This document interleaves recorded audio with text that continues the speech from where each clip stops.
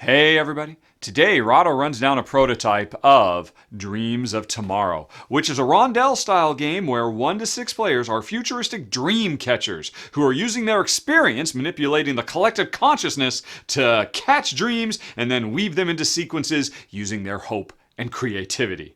And if that sounds like a lot, well, the way it works is pretty simple. On your turn, you take your little dream catcher here and you move him usually 1, 2, or 3 spaces forward along the rondel. This collection of 4 cards is an 8-space rondel. It goes 1, 2, 3, 4, 5, 6, 7, 8. You got this little loop. So it's my turn. I'm starting out. I will just move 1 space. Remember, I can move up 1, 2, 3 for free. If I want to come over here, I'd have to start spending resources. But I'm just going to go right there, moving 1 space. And whenever I arrive, I do what it says. In this case, I collect 4 hope. Hooray! Hope is alive. But it's alive for everybody because on almost all spaces, when the player does something on whose turn it is, everybody else gets something. In this case, my opponent, Jen, gets 2 hope.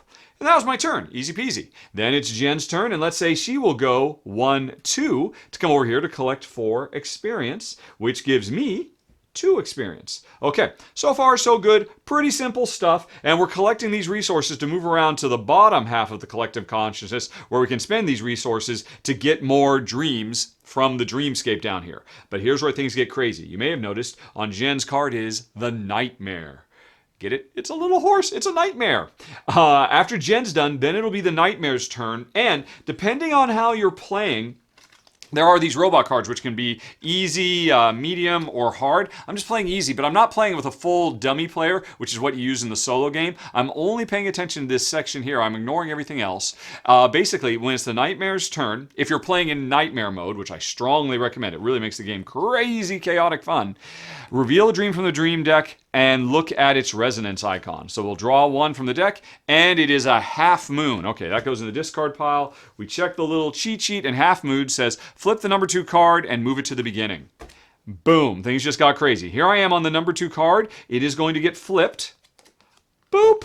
And now the 2 sides are reversed. Hope is on top and Dream Weaving is on the bottom. Now it's reversed. I'm still here on the top and it's moved back to the beginning. Boom! And suddenly the whole landscape has changed. This is the interesting crux of this game. A rondel that is constantly switching things up, moving things around. And not only is it switching stuff up, but we can switch up. We might get into situations where we go counterclockwise instead of clockwise and suddenly all bets are off. But anyway, that was the Nightmare, mixing things up, keeping it fresh, and now that was the end of the first round. At the end of the round, the Nightmare moves to the next player in counterclockwise. So at the end of my turn, the Nightmare is going to go again and once again change things up. But let's have me go. Right, so now I've traveled further. Originally, I was planning, once I went from there, to jump around over here. But now I got to travel farther. I'll just go 1, 2, 3 and collect some creativity, as will Jen. So you can see she's doing better on experience, whereas I'm kind of well balanced on everything. But again, at the end of my turn now, during the second round, the Nightmare goes, and let's see, it is a new moon. And if we look at new moon on the easy chart, move the first card in the collective to the end. All right, so, zoop, zoop. The rondel is constantly shucking and jiving. And so at the end of this round, this will go to the next player counterclockwise, which is Jen. So that means now for a little bit, we're not going to be bothered by the Nightmare. It is Jen's turn. And let's see here.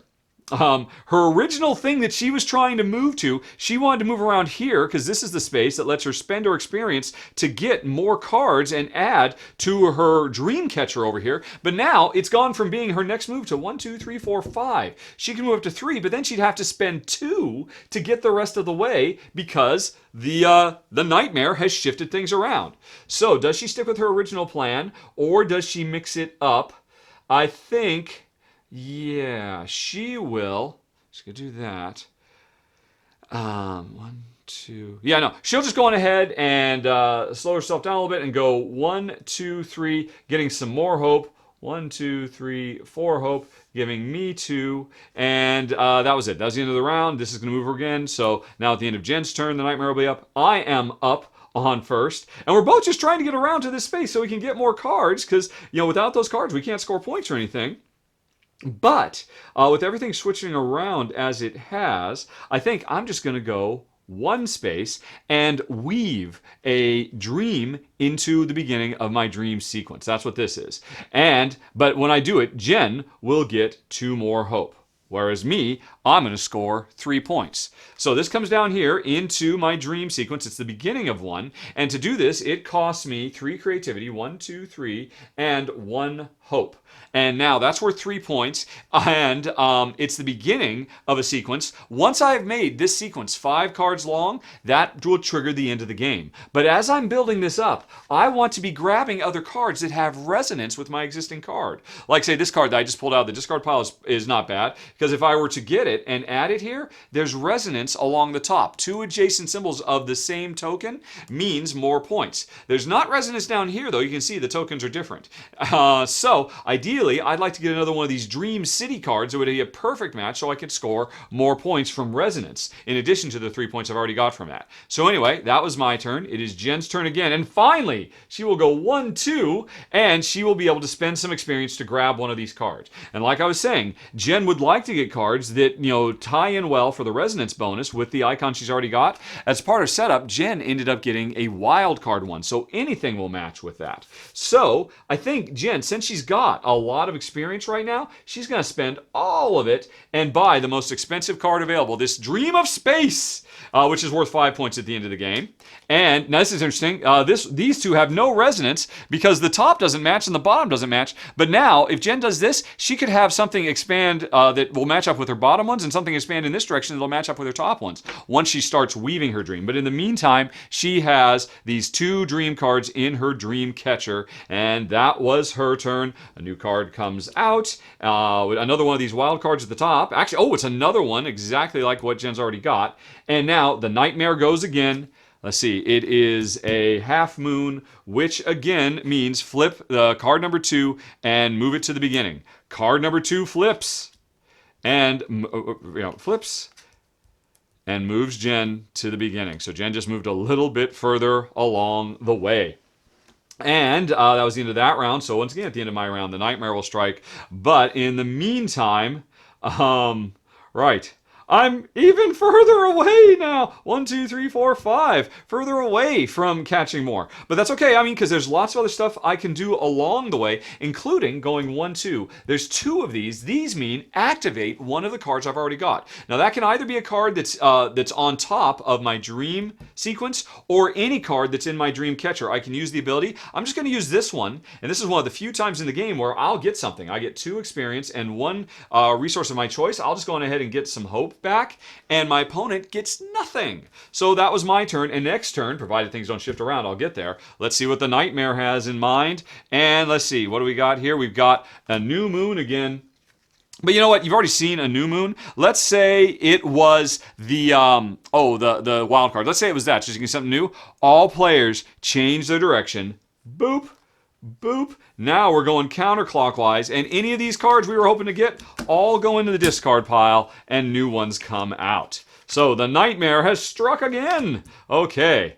So now Jen's got to go the long way around, and I got to go, because now we're going counterclockwise instead of clockwise. So that was funky. It's Jen's turn again. She's got all the hope in the world, and let's see. So if she goes, say, 1, 2, she's landed right in my backyard. She's going to activate one of her special abilities, which would be either this one that lets her move 3 more spaces, up to 3, 1, 2, or 3 more spaces, so she can move further without having to spend resources, or this one, which lets her switch places with me, which doesn't make much sense right now because we're in the same spot, and then move 1 or 2 spaces. She'll move 3 more. 1, 2, 3. And so just like that, she's zoomed around the rondel very, very quickly, and she's within sight of being able to buy another card. And in the meantime, she gets 4 creativity. 1, 2, 3, 4, and I get 2. Okay, and so that was the end of that round. And so we're going to continue some more.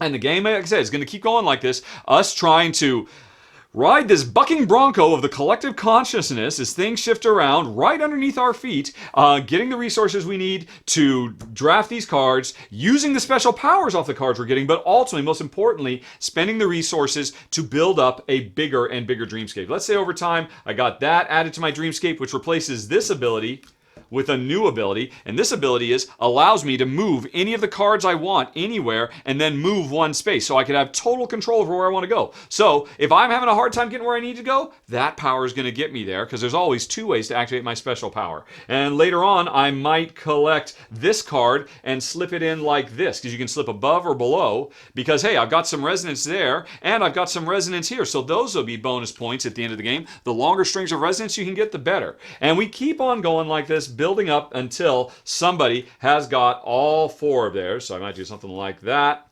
And ultimately, I might get another one like that. Oh, actually, I'd probably go for something like this if I were trying to collect. Now, this takes a while because that's a lot of resources you got to spend to do all this. But then at the end of the game, you score points for the cards you got plus the resonance bonus. There's 1, 2, 3, 4 triangles in a row. That's 7 bonus points. That, folks, is the quick rundown on Dreams of Tomorrow. This game is a hoot. It's just, constant, battle of wits trying to leverage this rondel to do your bidding, because it's got a mind of its own, at least when you play with the Nightmare. If you play without the Nightmare, then the only way this ever changes is when players trigger it using the special abilities they've earned. So that's why Jen and I, we found it was a little bit too straightforward as a 2-player game, just a little too simple, a little bit too easy to plan everything out. You really need to have that chaotic influence, either of other players messing with the board or the Nightmare messing with the board, so that every single time your turn comes up, you've got to come up with a new clever solution to achieve what you want, using the collections of powers you've already gotten access to, using your resources, and using your dreams and Dreams of Tomorrow. And that is the rundown, folks. Thanks very much for watching. Have a very nice day. Talk to you later. So long. Bye-bye.